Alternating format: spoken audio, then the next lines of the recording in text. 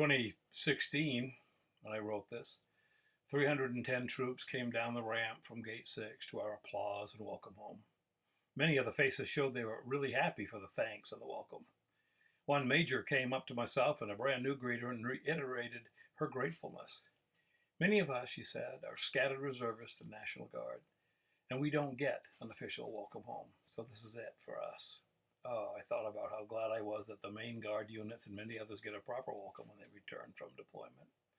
I thought also of how glad I was that I dragged my tired frame out of a bed at 1:45 in the morning to drive the 40 minutes to the airport. Stebbins, is there a Sergeant Stebbins in the unit? The troop greeter key person, the one signed up to open the doors at different shifts, trumpeted across the crowded lobby. Several people looked around and no one of that name was on the flight. I wandered around asking a few staff sergeants the same question. They're the ones who usually know. And got the same answer. I wasn't sure why the name had been called until someone pointed to an elderly lady with a walker and what turned out to be her daughter, who had driven from a town 2.5 hours south in hopes of meeting their son and grandson on that flight. As the executive officer of one of the units quizzed her about her son's unit, I could see her eyes getting a bit more moist as she began to realize that this flight was not the flight that would carry her grandson home.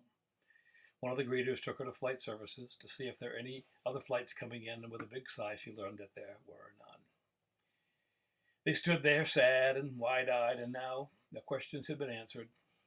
Alone, I cannot help but try to ease a person's mind in that hard thing. So I drifted over.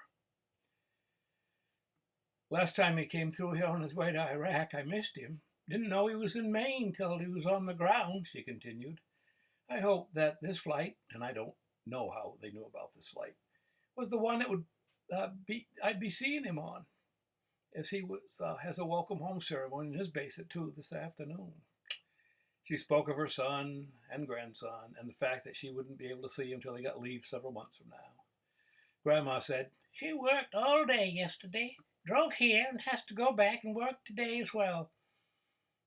I told her to tell her son of her 5-hour drive in the middle of the night, that she had tried to meet him. I'm sure that he would be gratified that she had tried. I also said, ma'am, what you have done has shown real honor. Thank you.